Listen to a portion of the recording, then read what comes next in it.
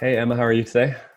I'm good, thank you. And yourself? I'm good, thanks. Thanks for putting some time aside to chat today. I think this will be an interesting perspective on everything that's going on as well, given your kind of background and the organization you're with. Yeah, so before we begin, maybe you can just do a quick introduction, who you are, who the Textile Museum is, and we'll go from there. Sure. So, Emma Quin, the Executive Director of the Textile Museum of Canada. I've been in this role with the museum for 3 years. The Textile Museum is a national Canadian museum. We're about the research, the collection of textiles. We have a collection of over 15,000 objects, Wow, spanning 2,000 years and 200 countries. wow, But we're very much about really contemporary conversations that are happening as well. We work with contemporary artists, educators, and programmers as well. So really engaged in relevant issues, and right now dealing with the issues of today and how we tell stories through textiles. yeah, that's interesting as well. Yeah, I'm just kind of I've been looking forward to chatting with you about this as well because I think we've talked to a lot of organizations, and being a public space, you obviously are in the kind of sector that's probably impacted the most by physical distancing. So, what has that kind of experience been like for you so far? Well, the museum had to close publicly back in March, as so Hmm. many other places did. Um, it's amazing how fast the impacts are felt when you're a public-facing institution, for sure. And we were gearing up for our large annual fundraiser. It was to happen the week after we closed. So, um, you know, 2 years, I think, let's say 2, 3 weeks prior to the end of our fiscal year, and suddenly the impacts on the organization were in excess of $50,000, $60,000. So, Wow. that's a hard reality to face, and I think so many other places are experiencing that as well. But yeah, I mean, immediately all the staff started working remotely. Those financial issues forced the layoff of 50% of our workforce, Yeah. and the museum has been closed since. So, Hmm. um, yeah, that's a pretty hard impact. Um, it's going to be very different, of course, when we reopen. So Hmm. I think your question was around like social distancing, and I don't think we really understood or felt how we have to operate in social distancing yet, but we've certainly started to contemplate what that's going to look like. Yeah. Um, we have a museum with a really small entryway. We've mapped it out under the calculations, and we can have 3 people in our entry lobby. We can have 1 person in our elevator. We can have Wow. 1 person passing on the stairwells at a time, right? So how do Yeah. you moderate that flow of people under those space constraints? That's so interesting. I didn't even think about that. I was thinking about kind of like and I'm sure a lot of organizations in your industry are contemplating the digital presence as well. And I know you guys have been doing some really interesting work Mm-hmm. in that space and some interesting thinking ahead of this, which is great. But yeah, I didn't even think about the physical design of a space, and I've been having some really interesting conversations with people that are studying what the effects of this whole experience will be on physical design because there's so many things happening right now that are kind of DIY and people are making do under the right guidelines. But how do you start to create permanent fixtures and permanent design choices within the physical construction of a building or a space or an office? So Absolutely. that's a super interesting challenge. Do you think that like, how do you even go about doing that? Like, are you, do you have a, Well, it's it's interesting, and we can go back to what we're doing digitally, but we were just set to open a new exhibition um, when we were closed. We were actually in the phase of deinstalling, ready to reinstall. So of course that Mhm. exhibition design, the floor plan, all of that had been finalized. We closed the museum. So all the kind of installations stopped. Hmm. And now we're talking about, well, we can't install in the same way anymore. We have to Yeah. come back to that entire floor plan and change it. Wow. So, not only do we have to direct the flow of traffic, but, if you think of how museums or art galleries position information, there's a lot of label content beside the artwork. Well, Hmm. it's in small font, people have to approach it. If multiple people want to read it at a time, you're obviously going to be stood in really close relationship with each other. So how do we change all that didactic material so that you can take in that content without necessarily having to approach it so closely? So, Yeah. with rethinking about didactics, we're rethinking of how that information is shared and delivered in the space, and Yeah. how we can kind of give more breathing room and alter perhaps where some pieces are positioned so that it doesn't get bottlenecked. Hmm. Um, so a complete change, really. Yeah, that's wild. And a lot of it is kind of self-regulated, right? So like, are you going to have to hire? Does that involve hiring and bringing people in to kind of like manage that flow as well? Because I imagine it's a hard thing to do. I think it's going to be really hard. I think we're going to work with our volunteers as much as we can, Hmm. trying to welcome our volunteers back in the space to help us.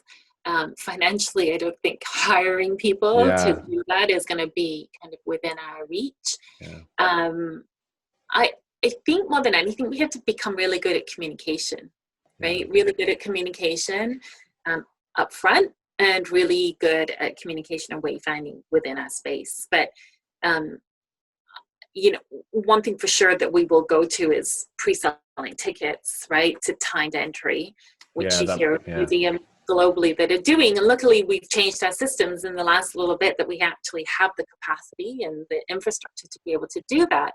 So I think part of it is, how do we tell the story to people before they even arrive at the museum that gives them the understanding of what the expectation on their side is. I mean, we're going to do everything possible to give the safest, securest, comfortable learning experience possible as somebody comes to the museum. But that's going to require a commitment on the side of the visitor as well, right? Yeah. And so I think communication is going to be paramount to making that happen. Yeah, that upfront piece is really interesting too, because just from my own personal experience, I find that generally that experience is a bit weak, kind of across the board. And oh, it's fine. That's fine. Sometimes I have a doorbell going off. This is the reality that we're in right now. Yeah, that's right. I was just saying, the upfront communication piece is an interesting one. And how do you entice people, and how do you get people, how do you connect people to the exhibition before it launches? Because I find that, like, personally, my experience has been that upfront communication piece is a bit weak in general across the board. And I think there's a ton of opportunity there. But I guess something like this would really put the gas on any of that sort of thinking or planning. But that's an interesting one. I think if you guys figure that out, you will be one of the few that have figured it out. Well, I think everyone's in the same boat. I Yeah. think a lot of what's happening right now that's going to kind of pivot organizations quite significantly. So, when we talk about, I think you just used the words, the communication that helps drive people to the launch of the exhibition. But I Hmm. think exhibitions aren't going to launch in the same way anymore. Right.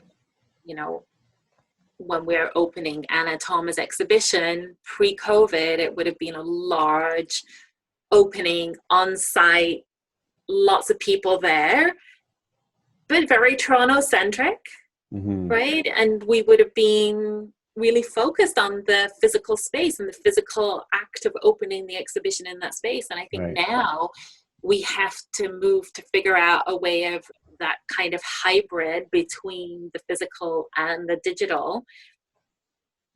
But there's a lot of positives that come from that too, because we have an audience that's much further afield than Toronto. And, you know, Anna Toma herself, she's an artist from New Brunswick. So how do we give that opening celebration and the life of that exhibition something that can reach more people in different ways? Mm-hmm. And there's a big question mark there, because I don't know how we Yeah. do necessarily. Like, we're still trying to figure that piece out. Yeah. But I think those are the potential benefits that that will come from this once we start to live with it. Yeah. Yeah. And it's a good time, you know, it's kind of like COVID has also been, you know, a big equalizer across the world too, right? Because everyone in your kind of role is thinking about this, but then from the consumer base, from consumer and audience side, everyone is so used to now consuming content that they wouldn't normally consume online. So you also have a potential captive audience globally, which is a super interesting time to be experimenting with stuff like that.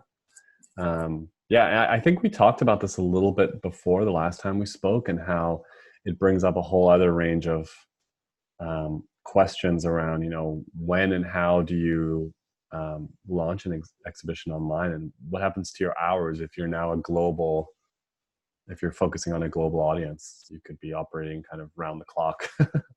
Yeah, well, we started to deliver webinars and hands-on making kind of webinars, and we got interest from people in Berlin, in Germany, that wanted to partake, but you know, the comment was, we're going to be asleep at that time. But that it does change and make you really think, how do you deliver in that global context, for sure.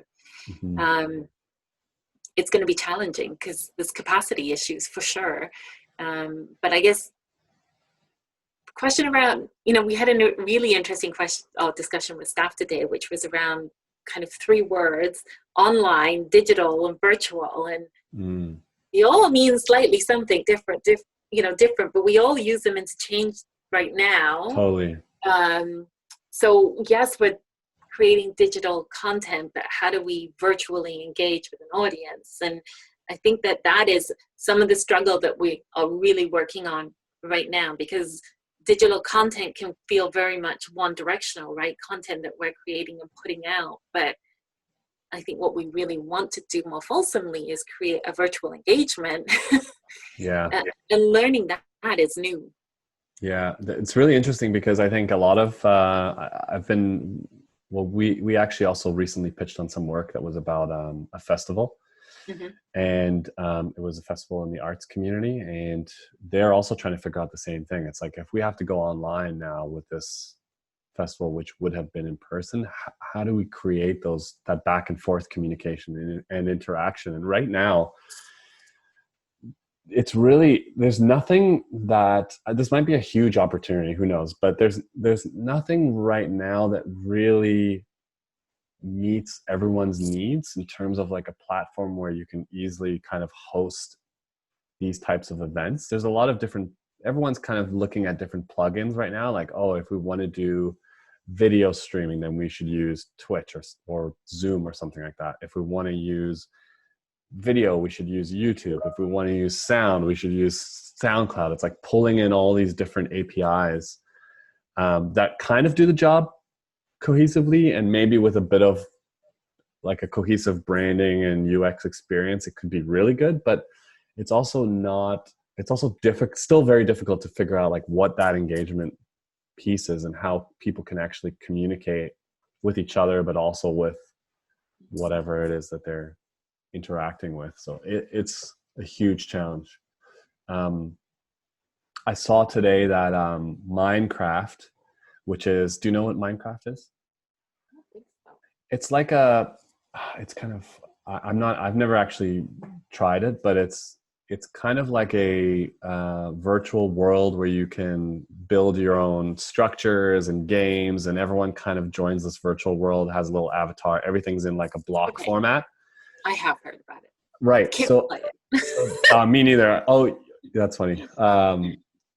So I read today that, and I don't know who's behind this, but UC Berkeley is creating a replica of the university in Minecraft, so using these blocks and whatever.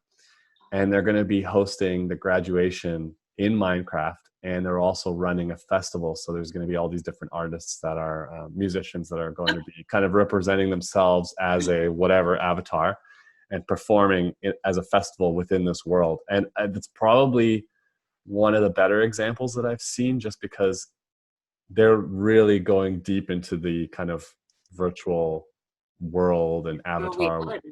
Yeah, Yeah. it's gonna be super interesting, that one. But And yeah, maybe it's a tough and one. maybe there will be a bigger place for virtual reality, you know, for museums too. Yeah, yeah, Can you step into an exhibition and experience what it's like to walk around it? yeah. Yeah, I heard that there's a museum in England that has a robot that's kind of, just kind of moving around the galleries and the exhibitions, and you can kind of get in and see what it's seeing. Oh, I mean, this really? is That's kind of cool. really extreme ways, right? Yeah. Of uh, of It's engaging with an yeah, audience. yeah. Super challenging because um, even just art, like without having the contextual touch and feel, well, the visual of touch and feel, it's hard to communicate that same kind of skill through a computer. I wonder if it's going to change art formats too. People might be getting more into kind of like the virtual art space as well. Absolutely, I think that's a possibility. I mean, obviously, we're textiles, and I don't think that that's ever going to go away. And I don't Yeah, think that need to connect with objects is ever going to disappear. totally. Right? You can't see the detail. It doesn't matter how high the resolution is that we have on our website to really see the objects. It's nothing like seeing it Yeah, yourself, totally. right? And I don't. I also think there's going to be a thirst to see things in person, because we're going to be kind of forced to live more in this digital world, and Hmm.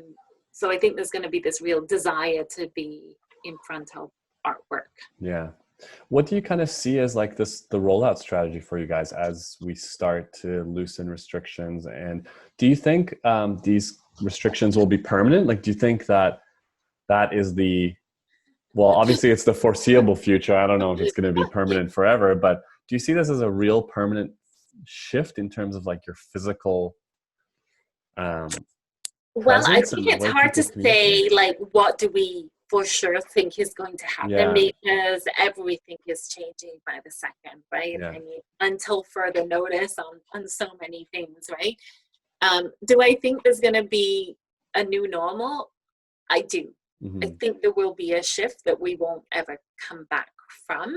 And I think we still are trying to figure out exactly what that new normal is going Yeah, to be. yeah. Um, Thinking through that opening is challenging, right? Like, I mean, I'm working on this assumption that we'll be open by August 1st. Hmm. But I'm also got scenarios that we open in September and scenarios that we open in December. And, you know, because it is a moving target, and Yeah, because we don't know. Uh, Obviously, we have to get our exhibition up, and that's a priority piece for us. So I think once we get the kind of green light to be able to go into the space, it's about staff and installation teams coming back on site. yeah. That's the And other and then challenge. living that space together as staff as well, and Hmm. figuring out how we navigate it and how we Hmm. work together is going to be a little bit challenging. There's part of me right now that thinks that, our best way of reopening would be once we officially, open that door, is that we open only to members for at least a 2-week period. Um, One reason is because our members have been so loyal to us, and we give them an opportunity to come back, and then come back in a slightly controlled environment, in the fact that only they know that they're coming in. Hmm. But for the museum, it would also help us understand how we have people in the space, and how can we let someone in where we don't have that transaction going on. There's no need for the transaction, they're members. So, how do we kind of work through it now that there's new people in the space, and then use that to kind of guide how we kind of step forward. Yeah. But we've done floor plan models, taking a bubble of the distance that a person would take up and kind of lay these bubbles all over the floor to see what maximum capacity would be. Hmm. And it's pretty amazing, right? Like, a theater that seats 65 people comfortably really shouldn't have any more than 9 people in it. So, Wow, holy, that's wild. It's a but, huge change.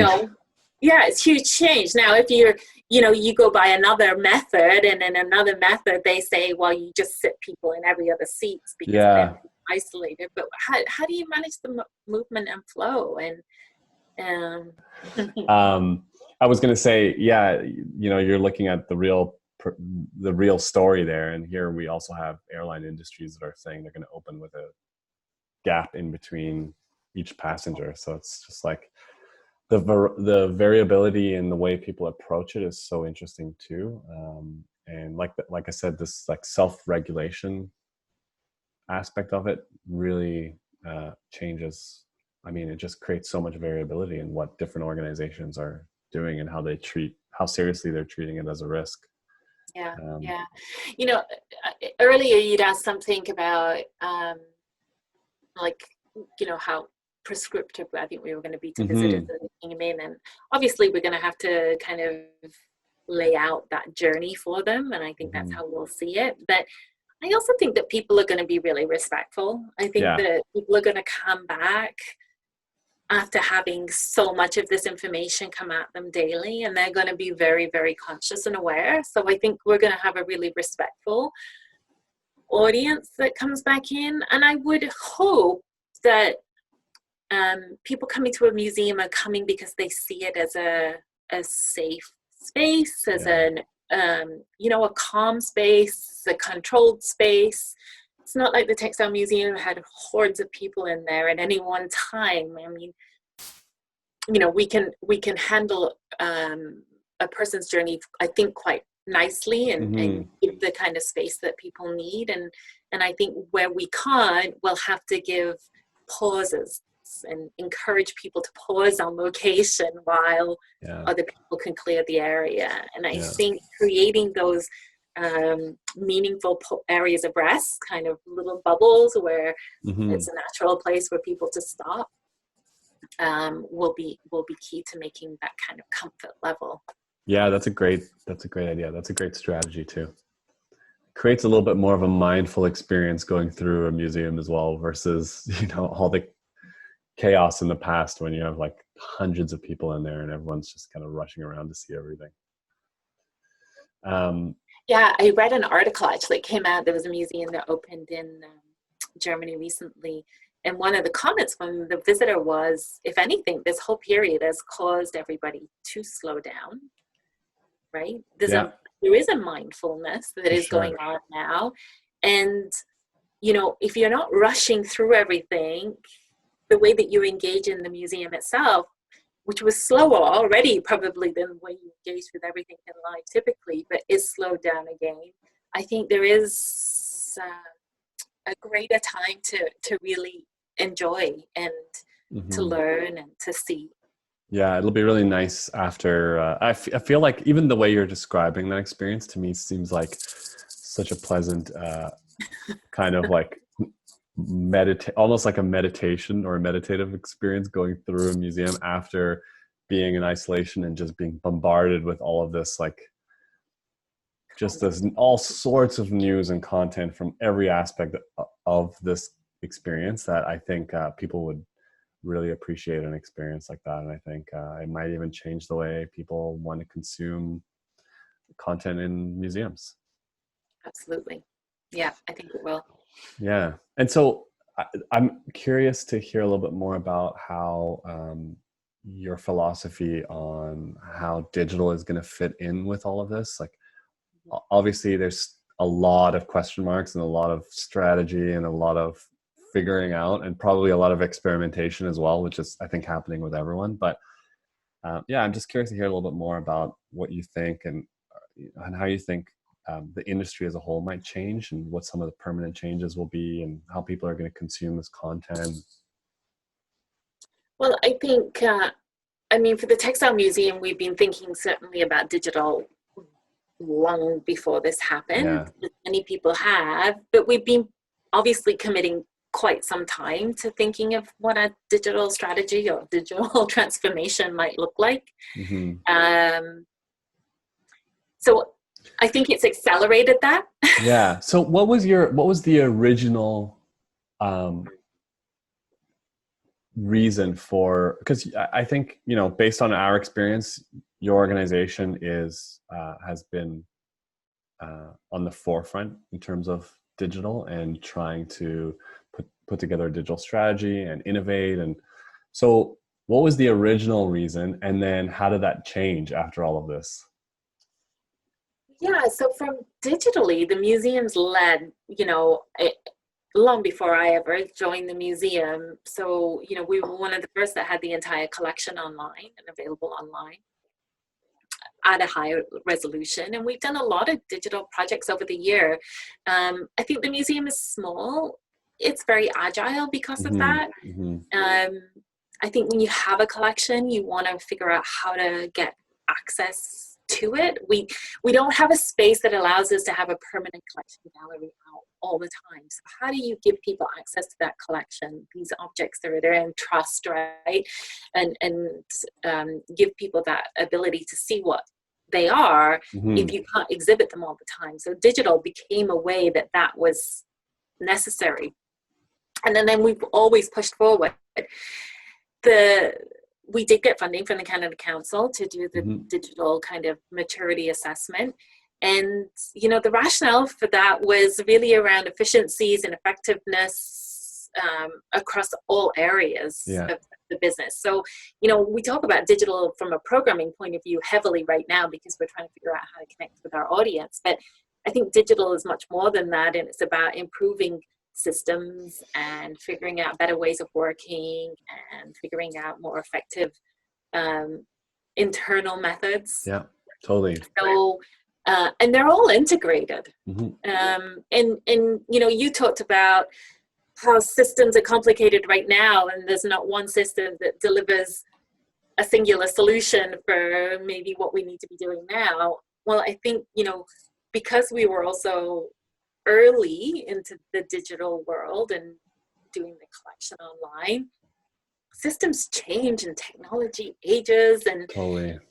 infrastructure fails, and you have to figure out how to keep up. And if you don't keep up, all that work that you've done behind you falls away.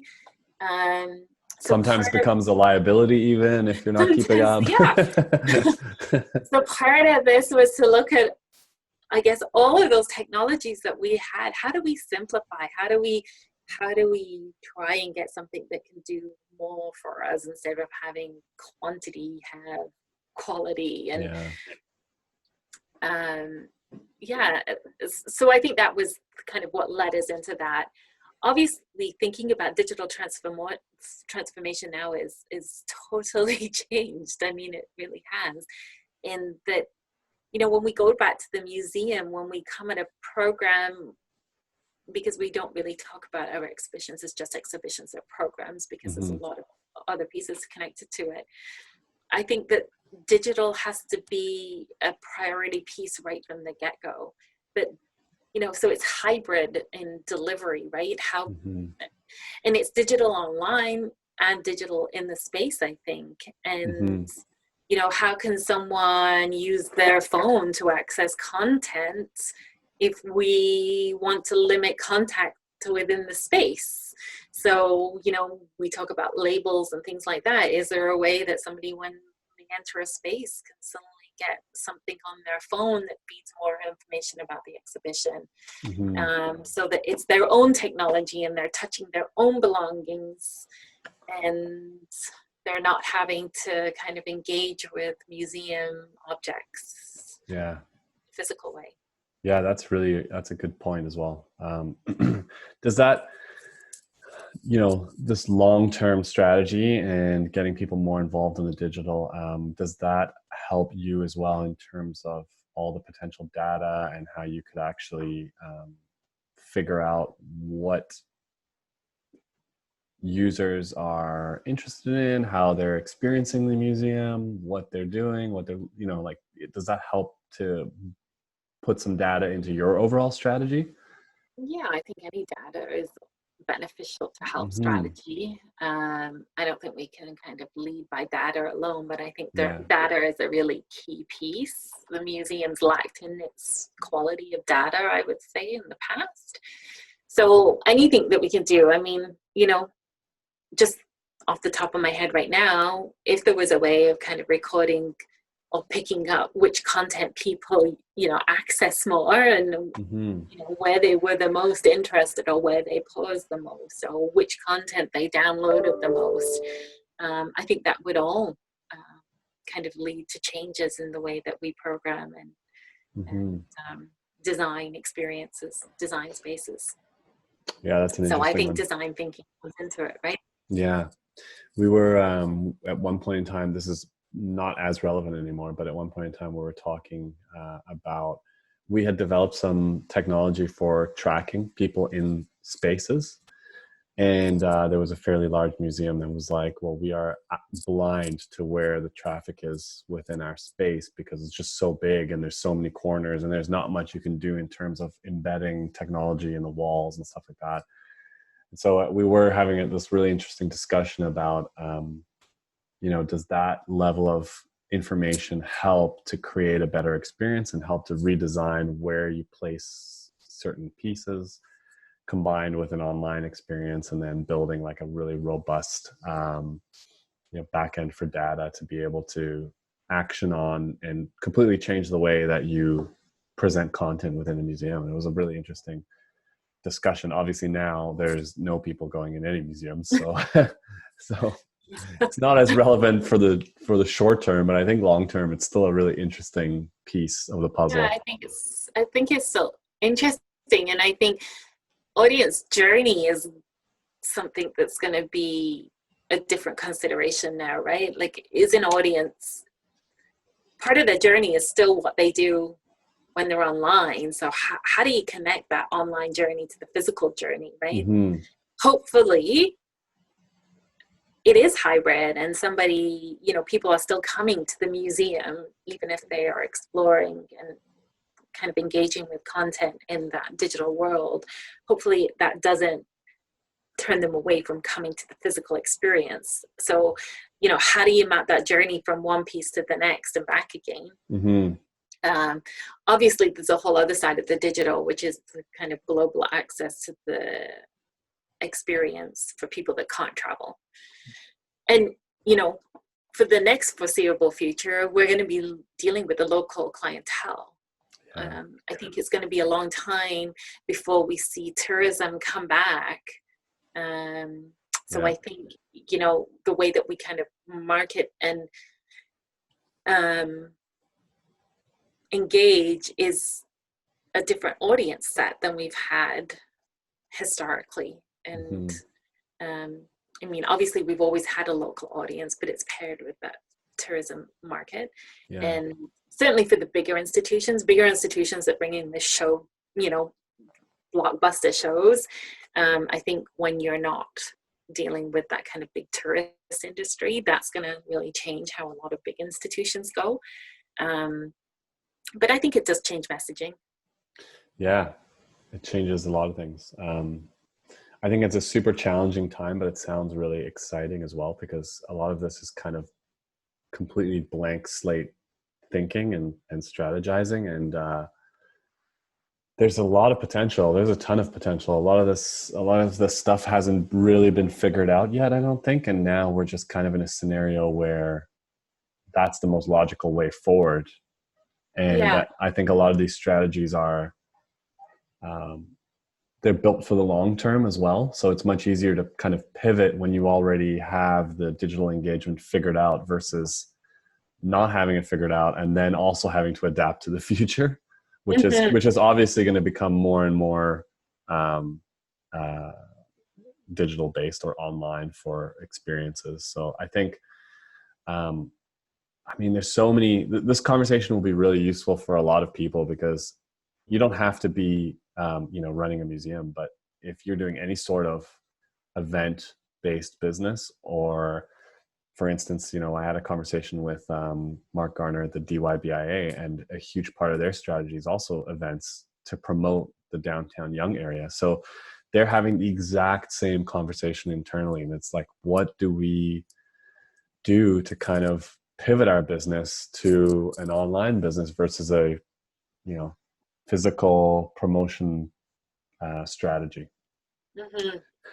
Yeah, so I think it's an pretty exciting time, and I think you guys are positioned in a good Yeah, position. it's good. You know, I think that obviously it's a challenging time, Yeah. and obviously it's something that nobody wishes to go through. But I think if you can try and pull positive out of the Mm-hmm. scenario, Mm-hmm. there is, it's almost like a reset, right? So I think in the, you know, in the news you hear a lot recovery, right? Where we're going through these phases where Mm-hmm. you know, so we can kind of recover, but recover almost feels like you're going back to the same.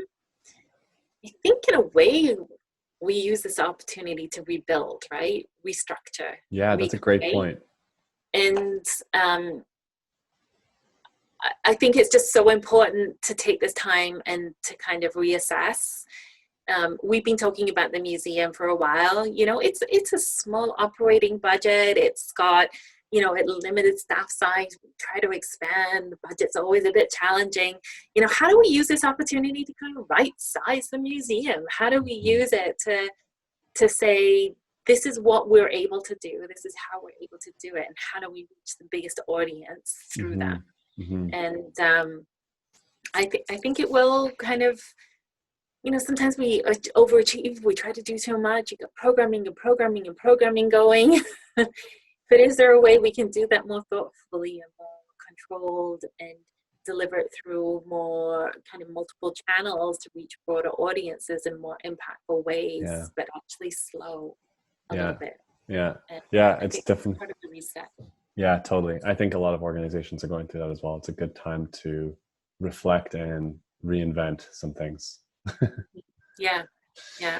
Yeah. Well, thank you so much. That was a great discussion. I think that'll be really helpful for a lot of our audience and people that we've talked to that are trying to figure this out across many different industries as well. Well, thank you. It was great to chat. Yeah. Awesome. All right. Thank you so much. Have an awesome day. You too. Bye. Bye.